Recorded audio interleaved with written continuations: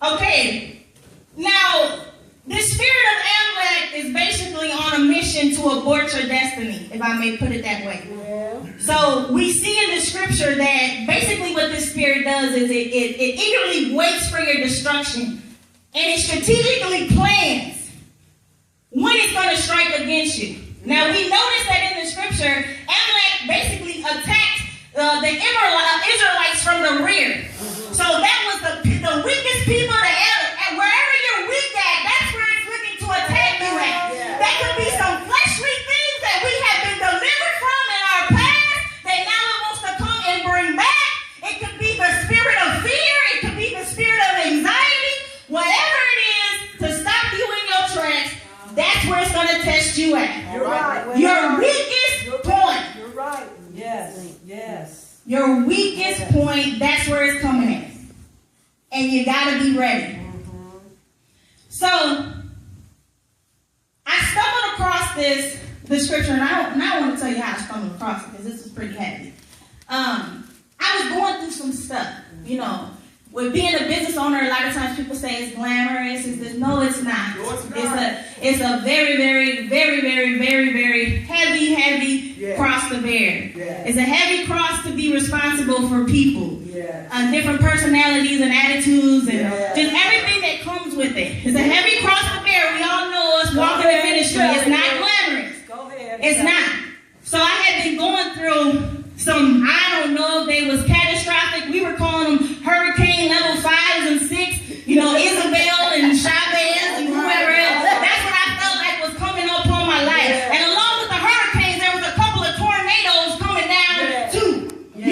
So I stayed on my knees and praying a lot. I was just a mess. That's it. Going through, just continually going through.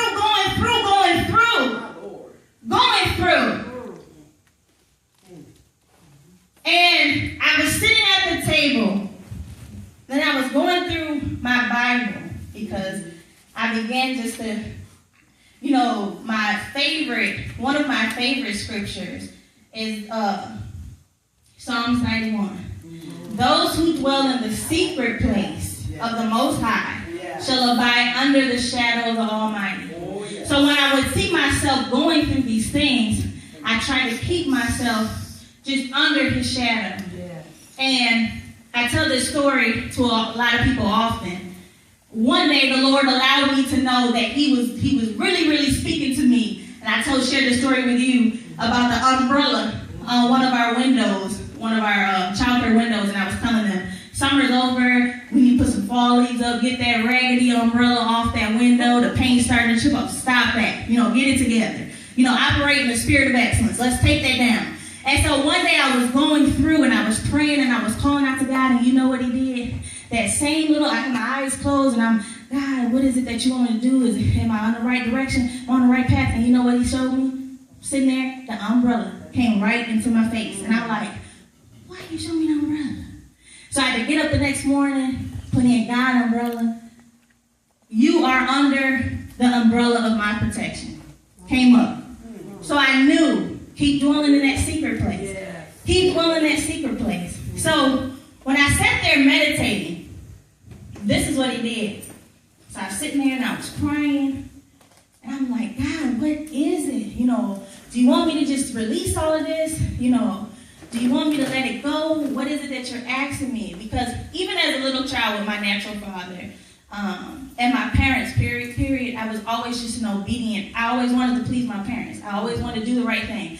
And a lot of me losing my identity is because I chose to be what everybody else wanted me to be instead of discovering who God wanted me to be, which is something that he's delivered me from too. Is that trying to be what everybody else, growing up into a mindset, and that's where I had to shift my mindset of you don't be who they want you to be, you be who I chose you to be, And so when I'm sitting there and I'm sitting at the kitchen table and I'm talking to him, he came and said, now I want you to go to Deuteronomy 17, because this is pretty deep. And this is for anybody right now that is going through some stuff and it's so heavy for you. It's so heavy for you, you just feel like you just want to give up. You just want to let it go. Sometimes we even get the notion he'll drop a seed in our mind. I just want to die. You know, why am I here? What is my purpose? I don't have a purpose. I don't have a destiny. Everything is going so wrong with me. How could I honestly be used by God? And it brings you to a point where you just feel so bad. I mean, it really, we should always, like I always tell my girls, you walk in God confidence, you don't walk in your self-confidence. A lot of times we say, well, you need some self-confidence. No, you need to walk in God confidence. Because as you walk in God confidence, you're gonna feel great about who you are and discovering who you are. So what the Lord allowed me to do is, and I stumbled across this. I mean, I honestly was just, you guys can agree with this because I know we've all done it. You take a Bible and you kind of read and then you just kind of discover and land on a topic or a verse and it's like, oh, this really applies to me, you know. So with all the distress and all of my mess that I was going through, I landed on Deuteronomy 25 and 17. And when I was reading this, it was almost like he was sitting at the table just talking to me when he said this. And this is what the scripture says. And I'm going to read it to you just like I felt like he was speaking it to me, which was, remember what Amalek did to you on the way as you were coming out of Egypt? How he met you on the way and attacked you rear ranks, all the stragglers at your rear, when you were tired, when you were weary, and he did not fear God. Therefore, it shall be when the Lord your God has given you rest from your enemies all around in the land which the Lord your God is giving you to possess as an inheritance, that you will blot out the remembrance of Amalek from under heaven. So in other words, what he was saying is, I'm going to give you rest. But when I give you rest, you have to kill all of the Amalekites. That's killing that fleshly stuff, everything that will stop us from moving forward into our destiny. I'm giving you your inheritance, but not just yet. And I'm going to give you rest.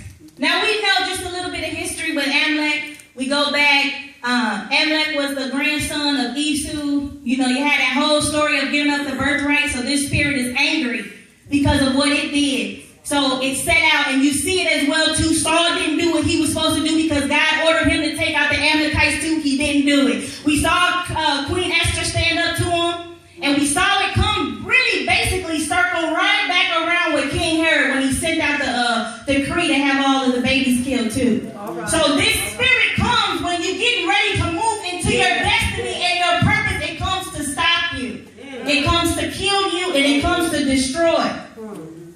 So we have to take heed of that. So remember, sometimes what we do is we tend to, we think we got a little bit of rest. So you know when you're going through, you really going through, and then sometimes something happens and we feel like, oh, I got a little breathing. And we get comfortable. We get comfortable because, oh, I can breathe a little bit. You know, and you can't, you know, and as crazy as it may sound, sometimes I tell God to keep me in these uncomfortable positions because it keeps me close to him. Yes. Even though it's so painful. And I hate it so much. I hate the way it feels, but it feels like, and I've talked to the evangelist Cole about this, it feels like when I'm in a situation that I feel like I just can't get out of, that I always feel like I'm closer to him.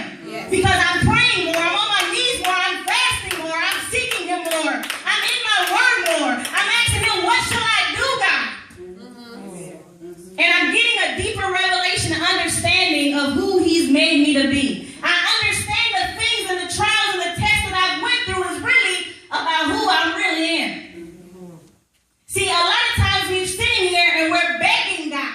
We're sitting here, but if you know you're a child of God, don't just pray about making it through. God, I need you to make it through for my car note this month. No, pray about the car note being paid off. Matter of fact, decree it and declare it. You shall decree a thing and it shall be so. All right. We need to stop. Well, Lord, let me just pay this mortgage for the rest of this month. No, pay the mortgage off. Right. We need a clean slate. because we've refused to shift the way we're thinking.